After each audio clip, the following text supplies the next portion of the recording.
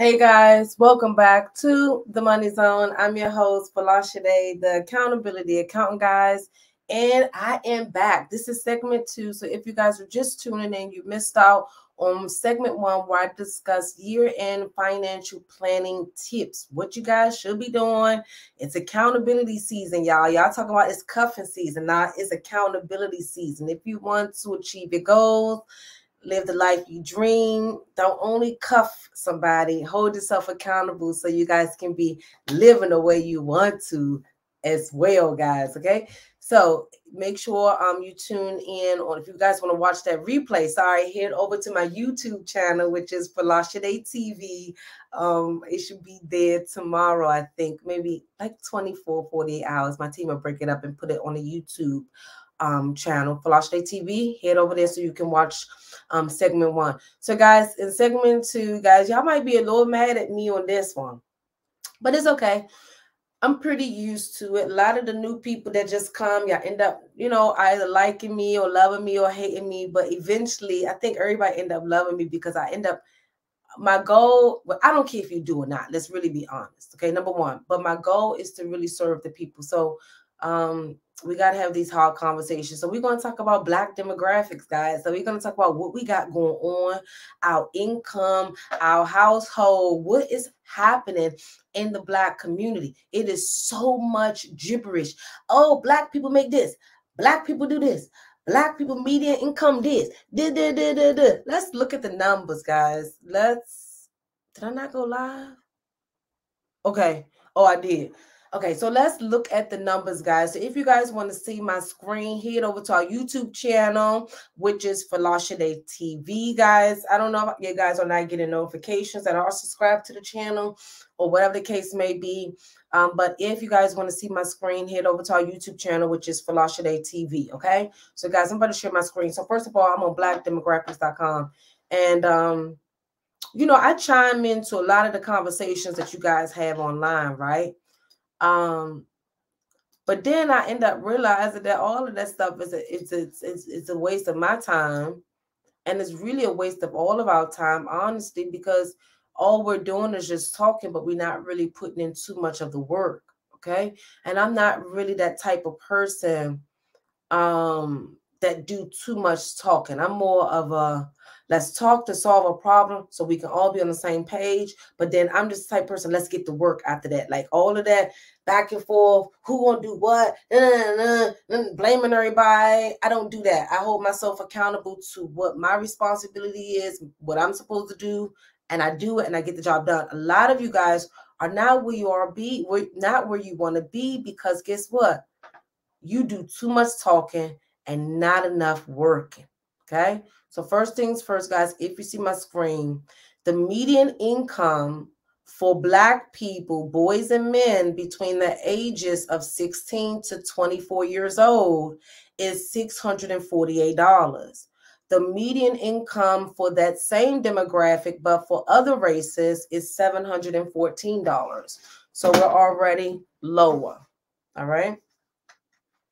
The second stat says women, Black women, girls, and women ages 16 to 24, their average income, our average income for that age is $657. For other races, $672. So it's lower, but not as significant as the men's ratio. For men ages 25 to 54, for Black men, their median income is $1,014. Other races, and this is weekly, guys, other races is $1,247. The median Black woman's income ages 25 to 54 is $895, and the average of other races for women the same age is $1,055. 55-year-old Black men and over, average income per week is $1,128, and other races $1,296. And Black women ages 55 and over, $925. and other races 1,032. So it's not one category, guys, that we have higher median weekly earnings when compared to other races. Why do I want to have this discussion? It's because right now, guys, we're doing a lot of talking online, but we're not making a lot of traction in real life. Y'all do IRL. Y'all love all those strings. IRL. Can we in real life also show up? Because online, I thought we made a lot of money. I thought we was really, really rich, right? Online. But as you guys can see, that's not the case. All right.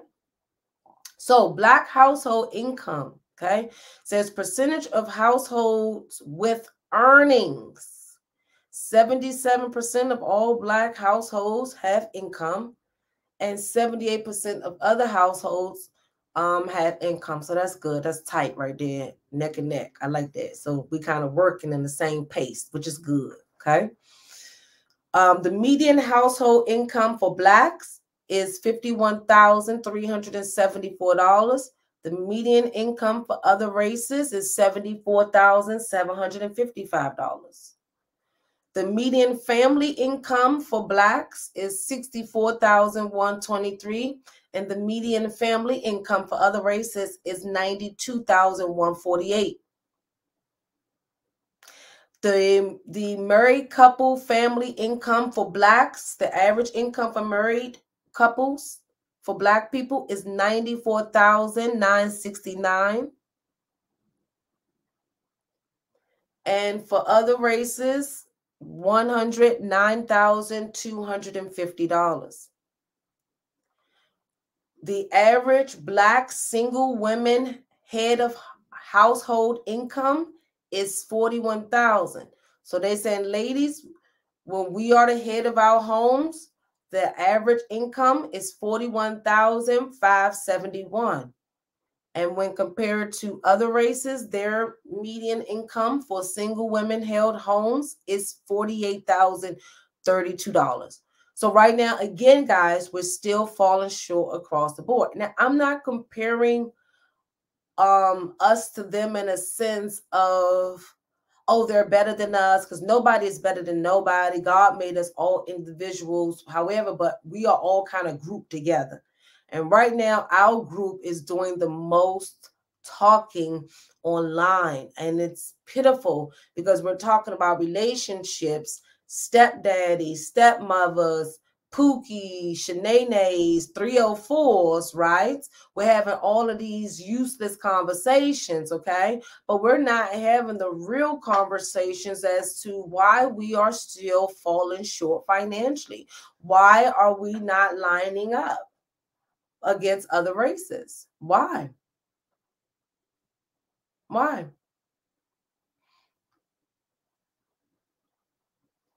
Okay.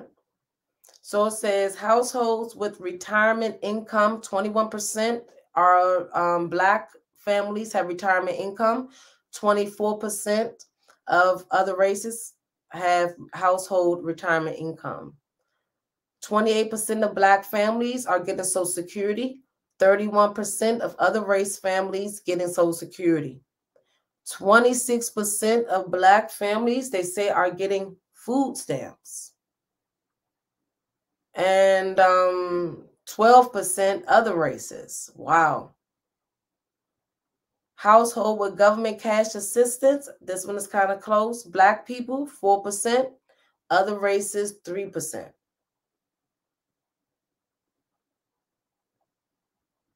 Okay. Let's look at the wages by income. Wages by education. So the average, so we're looking at Black weekly wages by education, right? So they're saying per week, the average Black person that has less than a high school diploma makes about $562. And across the board, everyone else in the U.S., $626. A Black person with a high school diploma make at least $708. Other people, $809. A Black person, and this is weekly, guys, a Black person with with at least an associate's degree make on average $782 per week, and $963 compared, and other races $963. Black people that have only a bachelor's degree, they make at least $1,070 per week, and other races $1,334. Black people with advanced degrees make at least $1,360 per week, and other races $1,658. So, guys, one thing I can find and say, with the statistics is that it's a common ground, we're lower, but there's also some contributing factors too when it comes down to the income. I personally don't believe that a lot of Black people that starts new jobs, you guys actually negotiate your pay. I think if the job placement says 85,000, I think you guys just maybe accept that 85,000. Rather than saying, well, I see that your offer is 85,000. However, do you have it in your budget to at least go to 95,000 because I'm fully qualified for the position. However, this additional skill sets that I possess will be an asset to your company outside of what is presented on my resume. These are additional skill sets that I think I can offer your company. I don't think we're really negotiating for a higher salary for what we're really worth. Okay. And then a lot of times we're running, trying to get another job. So we really don't negotiate. And then we end up getting stuck and not getting the pay raises when compared to other races as well. So that's some of that. But we also have to look at the fact that we're going to always be in this position, guys, if we are not the employers. I hate when you guys have this I hate when you guys get mad at me when I have this conversation. But if we don't build bigger businesses and more businesses, more stable, sustainable businesses, then the reality is that not to say we have to accept what others offer us, but we can't command more than what we're willing to give on our own. Like if there's not enough Black businesses to provide jobs to Blacks, then why do we think that we have a right to force them to pay us more and more and more and more? And I know y'all, people are going to say, well, I'm worth it and all of this stuff. And it's not a race thing. It's a humanity thing and all of this stuff. But the reality is, if you think about the olden days, everybody had businesses. If you look at back in the day, the only way that we survived was through trade and commerce, by trading between families. So indirectly, the moment someone grew crops, they were kind of having their own business anyway. So we have to get into that enterprise mindset as well, because if we have more of our own businesses, then we will be able to kind of allow our people to go out and command more in the workplace because they have more opportunities. But if we're only relying on other people to provide jobs for us, we're going to always get a lower pay. And let's think about it. What is the word? I can't think about the big word, guys.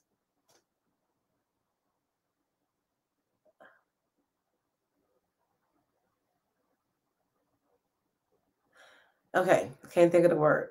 But if your family applied to your company, or if you have a position that your family is qualified for, aren't you going to hire your family member first? Aren't you going to hire your cousin first? I forgot what the word is. I can't think of it. Aren't you going to keep the money in the family? That's the question I want to leave with you guys. We're arguing online and on social media about relationships and 50-50 and traditional women and masculine men and alpha males, and we're still lacking in the workforce. We still don't have enough businesses to sustain our own. We still don't have enough Black-owned business with enough revenue to hire more people. We still don't have enough Black businesses that are employers. So we're having conversations about things that will never make change in our society. And it's time for us to hold ourselves accountable to the useless banter that you guys are engaging in online and really realize that we're still falling behind. And actually, things are going to get tougher. They already blocked that all Black female venture capitalist firm from giving funding only to Black businesses. So do you think that you have a chance by not working together? You guys really scare me online. We need to work together as one. And I don't even know what that looks like. But we have to start, first of all, loving each other, first of all, because once we love each other, we won't be killing each other. We won't be disrespecting each other. We won't be doing a lot of the things that allow us to not trust each other and not want to build. And it's deep-rooted suffrage trauma that is lingering online. And statistically, guys, we're still falling short. I haven't even went into the more in-depth statistics about our business rate, the level of our economics. We have no say. But you guys are using social media to play games. And we barely have any businesses. Our businesses, the Black-owned businesses that we have, the 2.1 million Black businesses, and maybe about 3 million now since the pandemic. I'm waiting for the updated statistics, right? When I last pulled the stats, out of the 2.1 million Black businesses, we only employed 100,000 Black people. Do y'all not understand this? But you guys are on social media talking about relationships. And we don't have any businesses that are employers. 100,000 people. That's it. Out of 2.1 million Black businesses. But we're fussing on social media. We have a lot of internal work, guys, to do. And it all starts with accountability for your actions first. A lot of you guys are blaming everybody for your lack, when the first thing you need to do is accept responsibility for what you are going through. You can't say it's your upbringing. You can't say I grew up in the hood. My mother was a crackhead. We're old now. What happened when you were a baby should not be still impacting you as an adult. It is no excuses. But you guys are wanting to have 50-50 conversations. When look at our 50-50. Our 50-50 is only $50,000. We are actually better off together. A woman by herself income is $41,000. The median income for a man is $51,000. Combined, that makes that $94,000. So the average Black family only really brings in, with two working people, only $100,000. But you guys are fussing online talking about 50-50. We need each other to be 100-100 in the relationships. This is why we're struggling.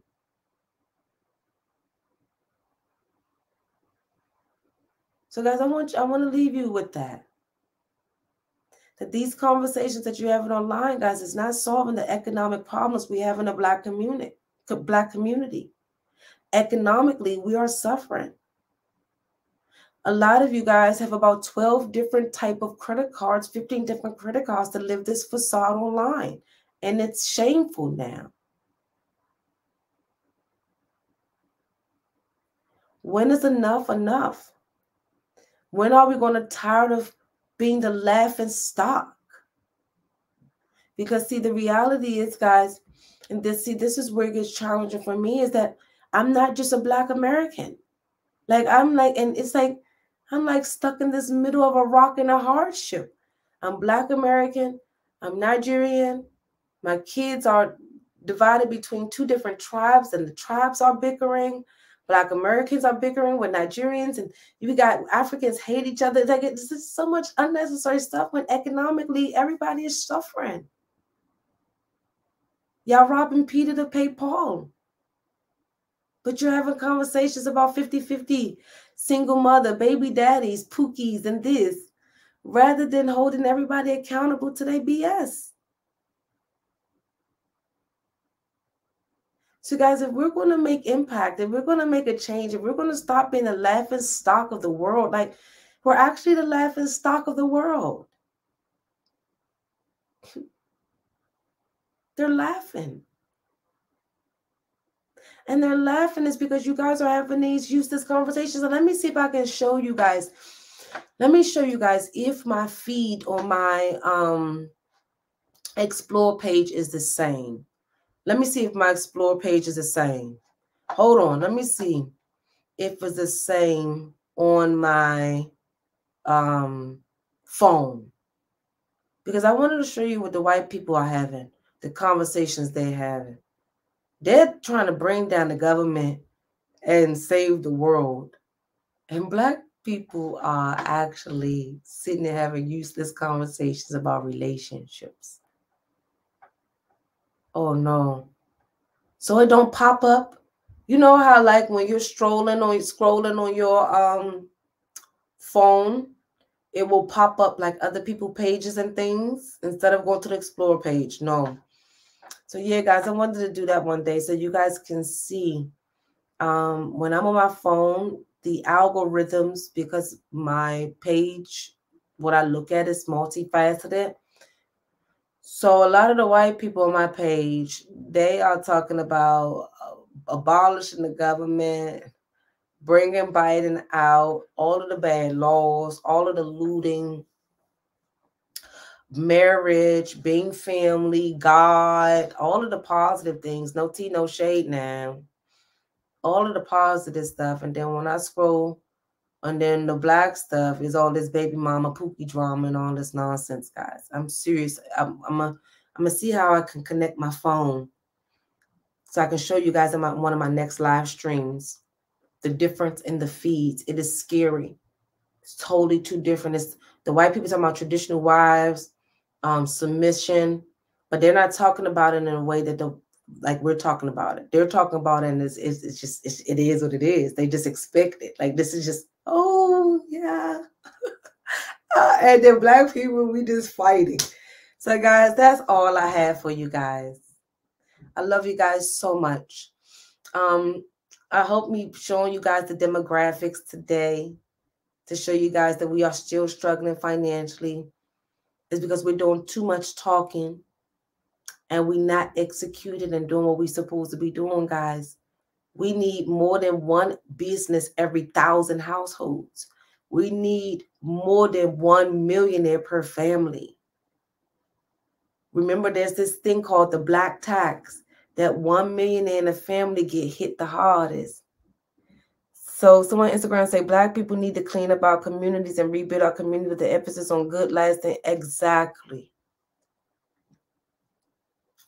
Guys, we wasting our time and we're getting left behind. I can show you statistic after statistic, guys. But I really want us to start making change, and it starts with you. You got to start, and it's hard to say this because a lot of you guys are like atheists, like y'all are just so weird right now in this time. It's even challenging sometimes to have real conversations because y'all are all over the place. Y'all just have to be identified as something. I don't know. It's weird. You have to be identified. So in that case, I'm going to close out here, guys, before I even go and get banned again, like I always get banned eventually. So I know y'all going to eventually ban me soon, and that's fine, per usual. But just know this, guys. Stop all that talking online. Y'all wasting y'all time. We're really struggling financially, guys. Like literally. I didn't even bring up half of the stats that I can talk about in the Black community. It might look like it's all glitter and gold. Guys, it's really not glitter and gold. The amount of debt that the majority of Black families house is ridiculous, okay? And I'm not trying to piss on nobody parade. So please don't look at it like that, guys. It's come from all love. I do not want to piss on nobody's parade. I'm not better than none of you guys. I experience hell back and forth. And I tell you guys my struggles when I go through them and when I get out of them, the lessons and everything. And I've been there when I was overspending on credit cards. I had one credit card and I told you guys that experience, right? I've been there when I was living above my means and stuff. I've been there. I've been there. So I talk about a lot of things from experience, and I've been there when I just talked a lot of game and never made impact and never did what I was supposed to do. And you're never really happy with yourself when you that person that nobody takes serious because all you do is talk.